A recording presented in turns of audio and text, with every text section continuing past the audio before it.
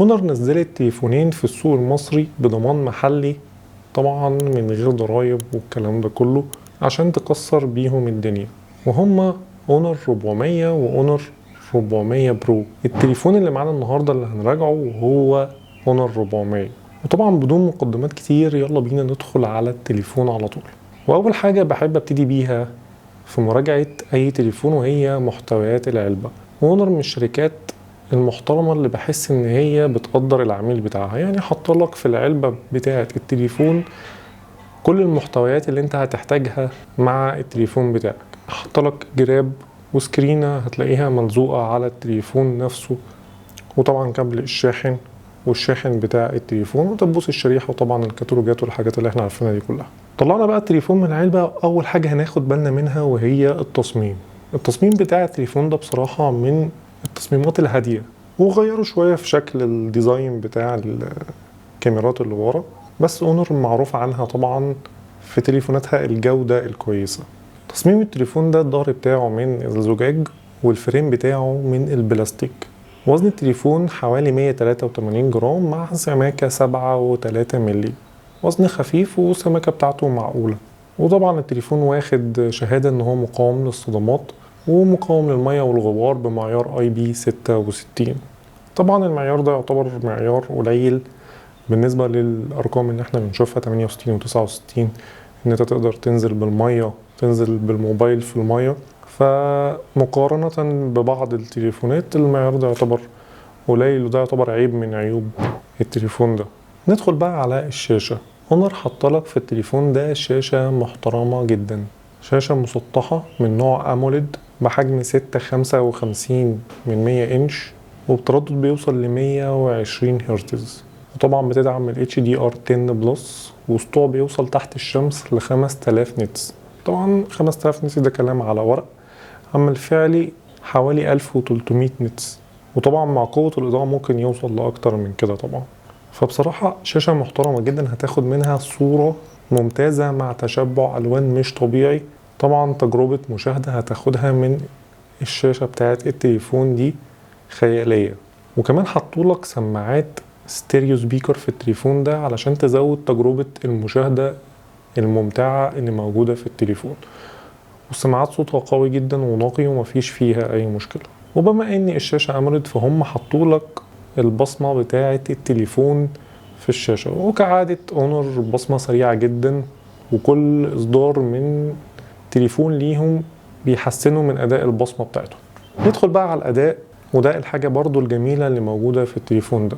التليفون جاي بمعالج من سناب دراجون 7 جين 3، ده بتكنولوجيا 4 نانومتر، طبعا مع اندرويد 15 وماجيك او اس 9، ده السوفت وير بتاع اونر. معالج بصراحة ممتاز جدا، هيشغل لك الالعاب بسلاسة، مش هتحس ان في اي مشكلة مع اي لعبة انت بتلعبها. وليكن ببجي هتلاقيه بيشغل لك ببجي لحد 90 فريم، بس الفعلي اللي موجود في التليفون هتلاقي 60 فريم. ممكن يوصل بقى تحديث جديد يوصل لك اللعبة لحد 90 فريم، ولو بتلعب كول اوف ديوتي هتلعب على 90 فريم مفيش فيها اي مشكلة. نخش بقى على البطارية، ودي الحاجة الجميلة اللي موجودة في التليفون ده. التليفون ده جاي ببطارية 6000 ملي امبير مع قوة شحن 80 واط، وموجود في العلبة شاحن بقوة 100 واط، نفس الشاحن اللي موجود في الإصدار البرو من التليفون ده. وطبعا التليفون ده بيدعم الشحن العكسي بقوة 5 واط. وانا طبعا مش هتكلمكم كتير في موضوع الشحن السريع وبيشحن التليفون في قد ايه والكلام ده، لان احنا عارفين طبعا سرعة الشحن بتاعة التليفون ده عاملة ازاي. نخش بقى على جزئية الكاميرات. التليفون ده جايب كاميرتين في الخلف وكاميرا أمامية. الكاميرا الأساسية الخلفية جاية بحجم 200 ميجا بكسل مع فتحة عدسة 1.2، ودي فيها مثبت بصري حقيقي OIS. الكاميرا التانية جاية 12 ميجا بكسل بفتحة عدسة 2.2، دي عشان خاطر تصور ألترا وايد. والكاميرا التالتة اللي هي الأمامية 50 ميجا بكسل فتحة عدسة 2.1. طبعا التليفون ده بيدعم تصوير 4K للفيديوهات لحد 30 فريم، وطبعا بيدعم 1080 30 و60 فريم. الصور في التليفون ده ممتازة جدا، حتى في الإضاءة الليلية ممتازة جدا، وطبعا بيدعم ال AI في تعديل الصور وتشبع الألوان في الإضاءات العالية والإضاءات المنخفضة. برضه هتلاقي والصورة حلوة جدا معاك ومفيش فيها اي مشكلة، سواء الكاميرا الامامية او الكاميرا الخلفية. اللي ممكن تلاقي فيها شوية مشاكل اللي هي الكاميرا الالترا وايد لو هتصور بالليل، دي محتاجة اضاءة كويسة عشان فتحة العدسة بتاعتها صغيرة شوية. وطبعا التليفون بيدعم مايك اضافي لعزل الضوضاء علشان وانت بتصور فيديو يعزل الدوشة من حواليك. الجميل بقى برضو في التليفون ده ان هو فيه IR، لو انت متعود ان انت التليفون بتاعك يكون فيه IR تقدر تتحكم في الاجهزة عن طريق التليفون. وبيدعم ال NFC وبيدعم جميع المستشعرات، بس اللي مش جميل ان هو مش بيدعم مستشعر المكالمات. هتلاقي مستشعر المكالمات معاك شغال شوية وشوية لأ، يعني كعادة أي تليفون مش حاطة مستشعر مكالمات. فدي بصراحة حركة تضايق إنك تشتري تليفون برقم علشان خاطر تلاقي فيه مستشعر ب3 جنيه مش حاطينه. عيب من العيوب الكبيرة اللي أنا بلاقيها في التليفونات، مع إنها حاجة صغيرة جدا يعني.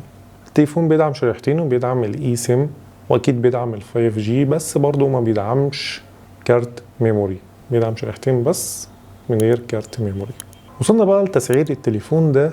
التليفون ده عامل في مصر بضمان محلي للنسخة 256 مع 12 جيجا رام عامل 21,200، والنسخة 512 عامل 23,200. فأنا شايفه بصراحة تسعير ممتاز جدا بالنسبة للإمكانيات اللي موجودة في التليفون ده.